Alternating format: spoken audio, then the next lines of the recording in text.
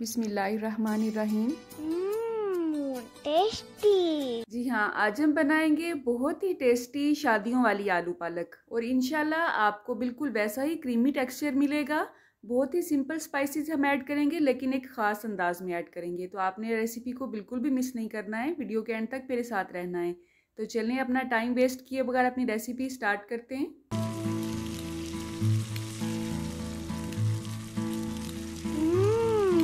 Tasty. तो यहाँ पे मैंने 3 गड्डी पालक की ली है, उन्हें काट के अच्छी तरह से वॉश किया है खुले पानी में। अब इसे हम हल्के से पानी में बॉईल करेंगे, उसके लिए जस्ट हमने 1 गिलास पानी ऐड करना है। अब इसमें 1 चम्मच हल्दी ऐड करेंगे, अच्छी तरह से इसको मिक्स कर देंगे और दरमियानी आंच पे इसको बॉयल करने के लिए छोड़ देंगे। जैसे जैसे ये बॉयल होता जाएगा पत्ते इसके नीचे की तरफ बैठना शुरू हो जाएंगे।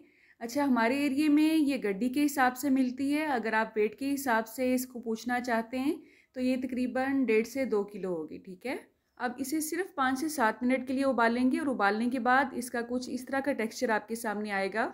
अगर आपको पानी कम फील हो रहा है तो बॉयल करने के लिए आप मज़ीद थोड़ा सा पानी ऐड कर सकते हैं, लेकिन क्योंकि ये अपना पानी भी रिलीज़ करता है तो ये इतना इनफ होता है। अब पालक को हमने छान के इसको अच्छी तरह से ग्राइंड कर लेना है मिक्सर में। यहाँ पे हमने ऑयल लेना है आधा कप, उसमें 2 से 3 अदद प्याज दरमियाने साइज़ के चॉप कर लें या इस तरह से स्लाइसिस में काट लें और इसे घी में ऐड कर दें। आप घी भी इस्तेमाल कर सकते हैं, ऑयल भी इस्तेमाल कर सकते हैं। इसको हमने बहुत ज़्यादा ब्राउन नहीं करना है, जस्ट इस तरह से हल्का सा नरम और हल्का सा गोल्डन कलर आने देना है। उसके बाद इसमें अदरक ऐड करेंगे, फ्रेश कटा हुआ या चॉप किया हुआ। इस पॉइंट पे आप मैश किया हुआ फ्रेश लहसुन भी ऐड कर सकते हैं। मेरे पास आज क्योंकि फ्रेश लहसुन नहीं था तो मैं इसका पाउडर इस्तेमाल करूँगी, लेकिन अगर आपने फ्रेश लहसुन ऐड करना है तो इसी पॉइंट पे ऐड करना है। ठीक है, अब जैसे ही इसमें हल्की सी खुशबू आने लगेगी तो इसमें हम टमाटर का पेस्ट ऐड करेंगे।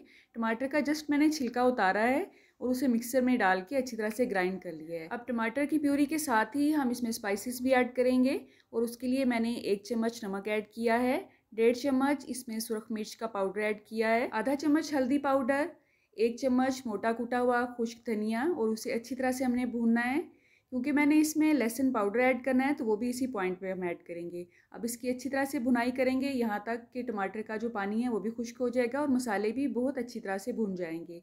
आप देख सकते हैं इसने बहुत अच्छा सा ऑयल रिलीज़ कर दिया है। इस पॉइंट पे मसालों की जितनी अच्छी आप भुनाई करेंगे इसका टेस्ट उतना ही अच्छा आएगा। अब जो पालक हमने छान के और ग्राइंड करके रखी थी वो इसी पॉइंट पे ऐड करेंगे।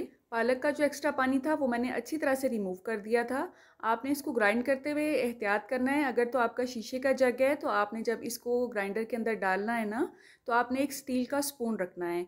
उससे ये होता है कि आपका जो जग है वो सेव रहता है और टूटने नहीं पाता है। लेकिन उस चम्मच के साथ ही आपने इसको ग्राइंड नहीं करना है वरना वो और ही मसला बन जाएगा।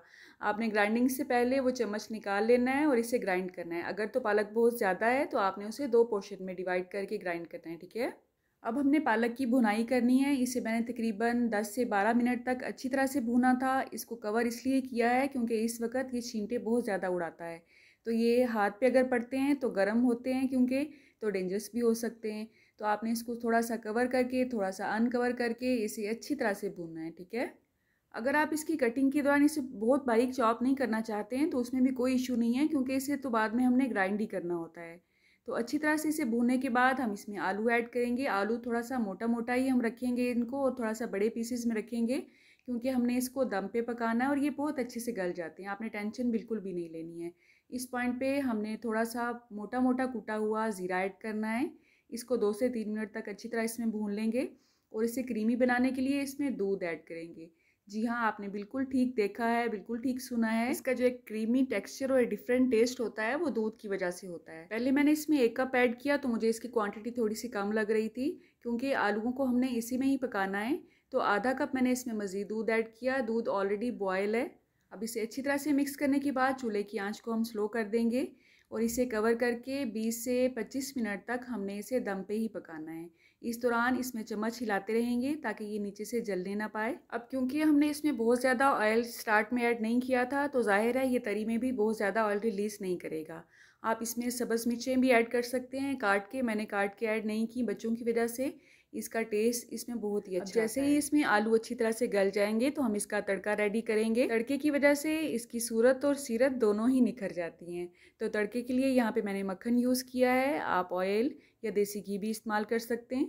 10-12 दाने मैंने इसमें दड़ंगी मिर्च, जिसको गोल मिर्च भी कहा जाता है, वो ऐड की हैं। इससे इसका टेस्ट बहुत अच्छा आता है। तो इसे हमने बहुत ज़्यादा भूनना नहीं है, जस्ट हल्का सा इसको फूलने तक इसको भूनेंगे और इसे हम पालक आलू में ऐड कर देंगे। इसको मज़ीद टेस्टी बनाने के लिए पिसा हुआ गरम मसाला 1 चम्मच ऐड करेंगे।